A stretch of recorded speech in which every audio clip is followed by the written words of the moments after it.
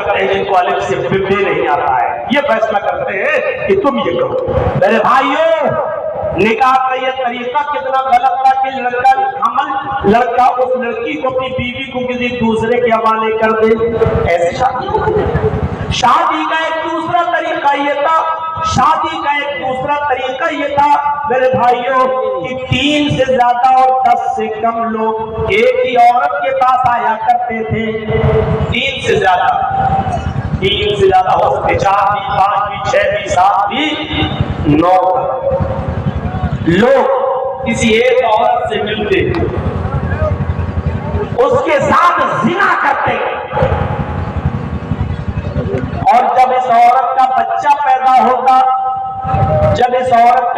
पैदा होता तो वो इन सब को बुलाती, यानी जितने लोग इसके साथ मिले, इसके साथ जिना किए, जितने भी हैं 3 से ज्यादा और 10 से कम, ये उन सबको बुलाती अपने पास, इधर आओ, और सब इसके पास आते हैं। किसी की मजाल नहीं थी कि ना आए, सबको आना पड़ता।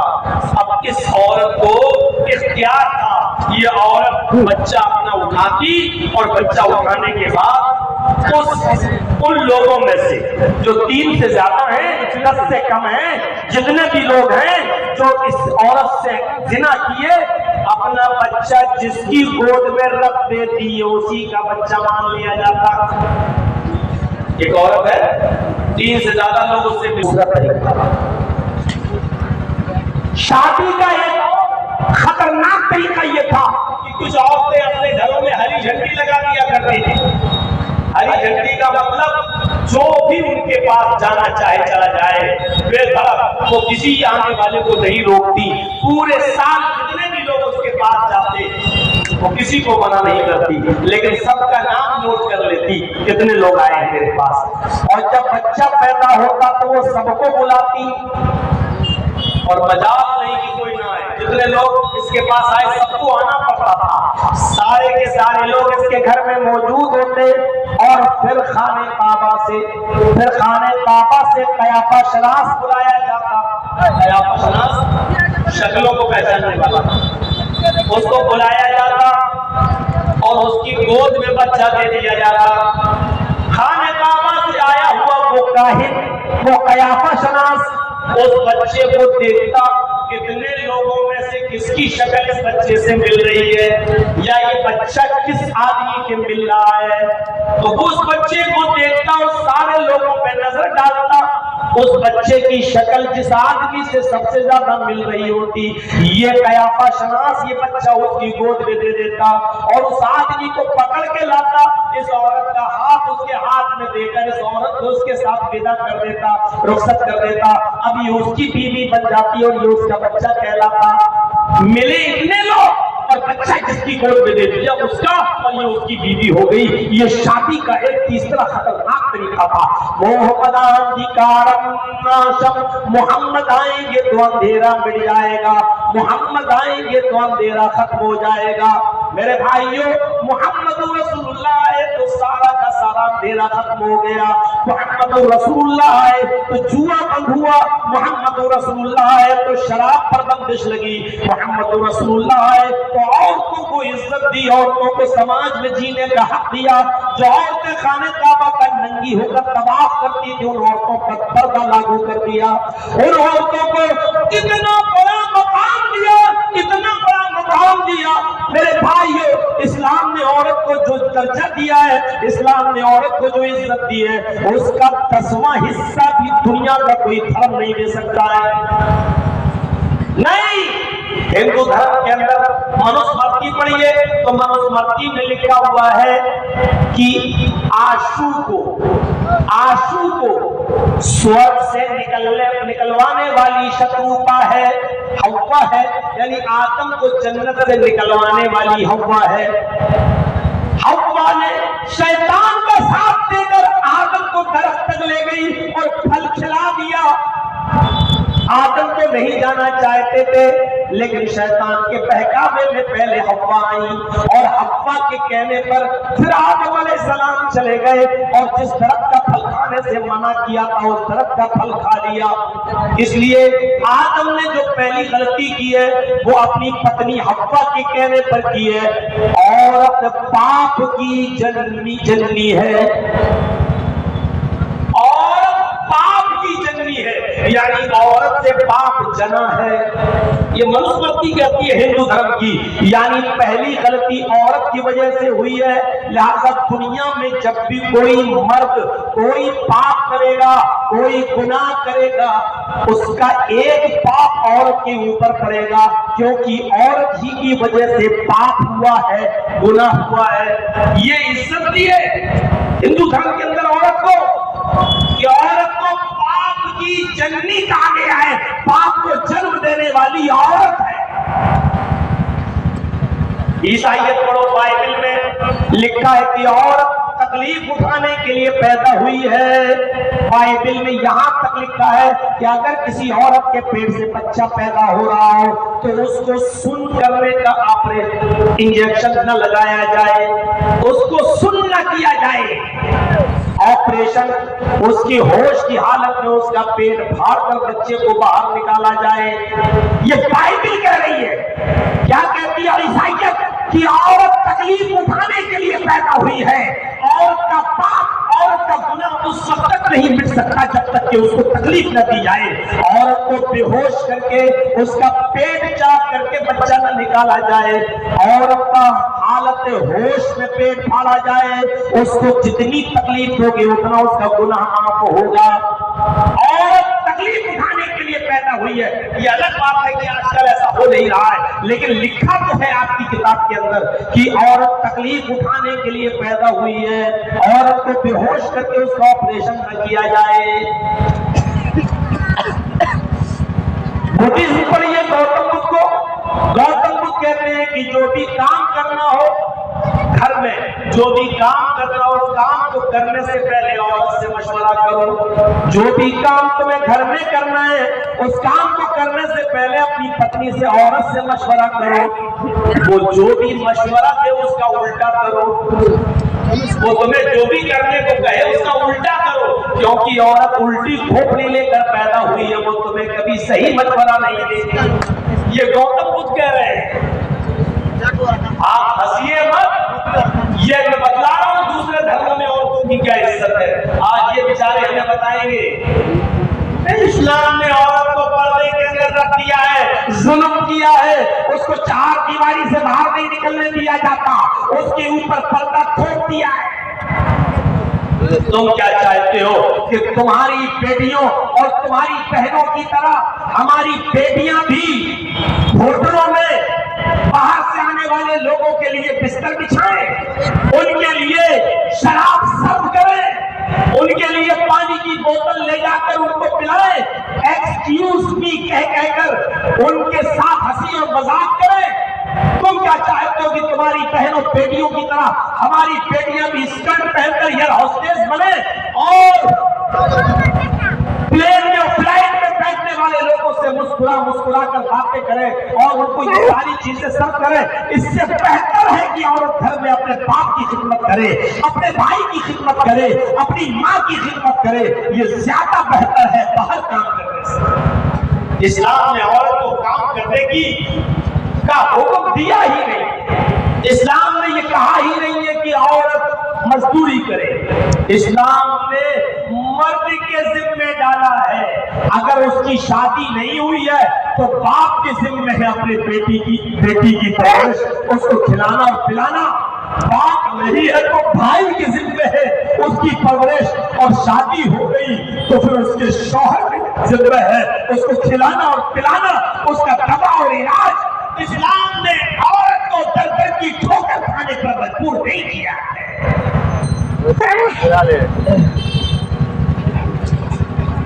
इतनी तगड़ी छींक माइक लगा हो जाए।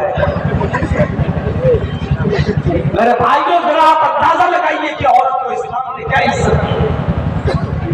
देखिए सफा और मरवा का जब चक्कर लगता है तो आपने देखा होगा जो लोग हाजी हज करने जाते हैं या जो उमरा करने जाते हैं, सफा से जब मरवा की तरफ चलते हैं तो थोड़ा आहिस्ता, फिर थोड़ी देर के लिए थोड़ा सा सीना बाहर निकाल के और तेज स्पीड में मरवा तक जाते हैं, फिर मरवा से सफा आते हैं। ग्रीन लाइट लगी हुई है, यहाँ से सीना निकाल के दौड़ना है, यहाँ स्लो चलना है, ये सब वहां पर रिमार्क लगे हुए हैं, वो पता है। लेकिन हाजरा दौड़ी थी अपने बेटे इस्माइल की पानी की तलाश में दौड़ी थी। इब्राहिम अलैहिस्सलाम को छोड़कर चले गए, हाजरा अकेले, उनका शीरख्वार बच्चा मौजूद है, छोटा सा बच्चा मौजूद है। जब प्यास लगती है, वो बच्चा प्यास से तड़पने लगता है, तो हाजरा अपने बेटे के पानी के लिए देखती है कि कहाँ पानी मिले। बियाबान, जंगल, मीना का मैदान, दूर दूर तक दरख्तों का पता नहीं है, चिड़ियों की भी आवाजें नहीं आ रही है। ऐसी सुनसान और बियाबान जगह में न कोई बंदा, न कोई परिंदा, कोई चीज वहां मौजूद नहीं है। आजकल की तरह लाइटों का जमाना भी नहीं है। इब्राहिम अलैहिस्सलाम अकेले हाजरा और अपने बच्चे इस्माइल को उस जगह छोड़ के जाते हैं। बेटे के पानी के लिए हाजरा दौड़ती है, सफा से मरवा जाती है, मरवा से सफा आती है, सफा से मरवा जाती है, फिर मरवा से सफा आती है, 7 चक्कर लगाती है। कभी तेज दौड़ती है, कभी सीना तान के चलती है, कभी तेज दौड़ती है, कभी आहिस्ता चलती है। मेरे भाइयों गौर करो, जहां जहां हाजरा तेज दौड़ी, आज हर हाजी और हर उमरा करने वाले को उस जगह पर तेज दौड़ना पड़ता है। जहां हाजरा आहिस्ता चली, वहां हाजी को उमरा करने वाले को आहिस्ता चलना पड़ता है। गौर कीजिए, जब तक कोई हाजी या कोई उमरा करने वाला सफा और मरवा के चक्कर न लगाए और हाजरा जहां तेज दौड़ी वहां तेज न दौड़े और जहां आहिस्ता चली वहां आहिस्ता न चले, उसका हज नहीं होता, उसका उमरा नहीं होता। आए मीडिया वालों, लिखो, इस्लाम के अंदर औरत की ये इज्जत है, औरत का ये मकाम है कि एक औरत जहां तेज दौड़ी, इस्लाम ने, अल्लाह ने उसको भी अपनी इबादत का एक हिस्सा बना दिया है। जहां आहिस्ता चली है, अल्लाह ने उसको भी अपनी इबादत का हिस्सा बना दिया है। यहां तक कह दिया है क्या है मेरे बंदो, जहां मेरी बंदी तेज दौड़ी तुम्हें भी तेज दौड़ना है, जहां मेरी बंदी आहिस्ता चली तुम्हें भी वहां आहिस्ता चलना है। मेरी बंदी ने 7 चक्कर लगाए, तुम्हें भी 7 चक्कर लगाना है। ये सिर्फ मेरी बंदी का कारनामा नहीं, अब ये मेरी इबादत है। जब तक तुम हाजरा की इस अदा को तुम जिंदा नहीं करोगे, तब तक तुम मेरी इबादत पूरी नहीं करोगे। एक औरत के पैरों के निशानों को अल्लाह ने अपनी इबादत का एक हिस्सा बना दिया है। इससे बड़ी औरत की इज्जत और क्या हो सकती है कि जहां हाजरा दौड़ी, अल्लाह ने उसको अपनी इबादत बना दिया। जहां हाजरा तेज चली, वहां तेज चलने को अपनी इबादत बना दिया। जहां आहिस्ता चली, अल्लाह ने उस आहिस्ता चलने को अपनी इबादत बना दिया और फरमाया मेरे बंदो, अब ये मेरी इबादत है। हाजरा जहां चली तुम भी वहां चलो। हाजरा ने 7 चक्कर लगाए, तुम भी 7 चक्कर लगाओ। हाजरा जहां तेज दौड़ी, तुम भी तेज दौड़ो। हाजरा ने जहां सीना निकाल के दौड़ लगाई, तुम भी वहां सीना निकाल के दौड़ लगाओ। ये मेरी इबादत का एक हिस्सा है।